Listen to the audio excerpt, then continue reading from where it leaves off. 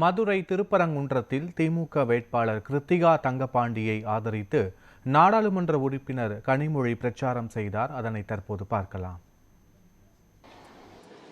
எப்படி நீங்க என்ன போய் சங்கின்னு சொல்ல முடியும்? நீங்க கூட பிஜேபியோட கூட்டணி வச்சிருந்தீங்க. அதனால நான் மட்டும் எப்படி அந்த குற்றத்திற்கு ஆளாவேன் என்று கேட்கிறார். நான் ஒன்றை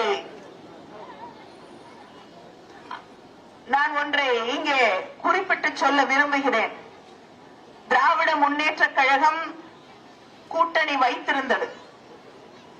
தலைவர் கலைஞர் அவர்கள் பிஜேபியோடு வாஜ்பாய் அவர்களோடு கூட்டணி வைத்திருந்தார்கள்.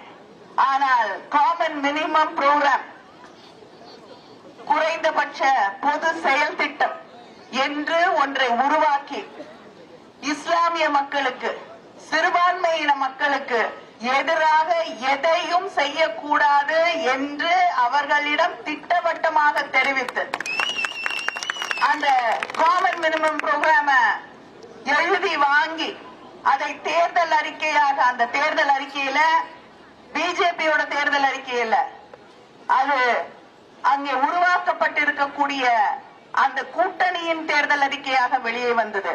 அந்த தேர்தல் அறிக்கையில காஷ்மீருக்கு இருந்த தனி அந்தஸ்து பறிக்கப்படும் என்று சொல்லப்படவில்லை.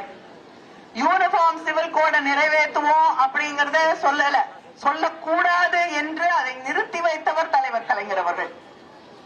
இப்படி இஸ்லாமியர்களுக்கோ கிறிஸ்தவர்களுக்கோ பாதிப்பு வரக்கூடிய எதையும் அனுமதிக்காமல் கூட்டணி வைத்து அதை வெற்றிகரமாக நடத்தியவர் தலைவர் கலைஞர் அவர்கள். ஆனால் இன்னைக்கு எடப்பாடி பழனிசாமி சிஏஏ கொண்டு வந்தாங்க. என்ன பண்ணாரு? எதிர்த்து ஒரு வார்த்தை பேசி இருப்பாரா? பேசல. முத்தலாக் பில் கொண்டு வந்தாங்க. அதை எதிர்த்து ஒரு வார்த்தை பேசி இருப்பாரா? இல்ல. இஸ்லாமியர்களுக்கு எதிராக வக்ஃப் போர்டு சட்டங்களை கொண்டு வந்தார்கள். எதிர்த்து ஒரு வார்த்தை அந்த இயக்கமோ அந்த கட்சியோ பேசியதா? இல்லை. விவசாயிகளுக்கு எதிராக சட்டங்கள் கொண்டு வந்தாங்க. தொழிலாளர்களுக்கு எதிராக சட்டங்களை கொண்டு வந்தார்கள். பேசினாங்களா? நேற்று கூட சிறுபான்மை இனத்தவர்கள் நடத்தக்கூடிய என்ஜிஓக்களுக்கு வெளிநாட்டில் இருந்து வரக்கூடிய பணத்தை நிறுத்தக்கூடிய ஒரு சட்ட வடிவம் கொண்டு வரப்படுகிறது பார்லிமெண்ட்ல. அதை எதிர்த்து நம்முடைய முதலமைச்சர் அவர்கள் குரல் கொடுக்கிறார்கள். நாம் குரல் கொடுக்கிறோம். ஆனால் அதிமுக அதை எடுத்து ஒரு வார்த்தை சொல்லி இருப்பாங்களா? இல்ல. இதனாலதான் நீங்க சங்கியாக மாறிவிட்டீர்கள் என்று எடப்பாடி பழனிசாமி அவர்களே உங்களை பார்த்து சொல்கிறோம்.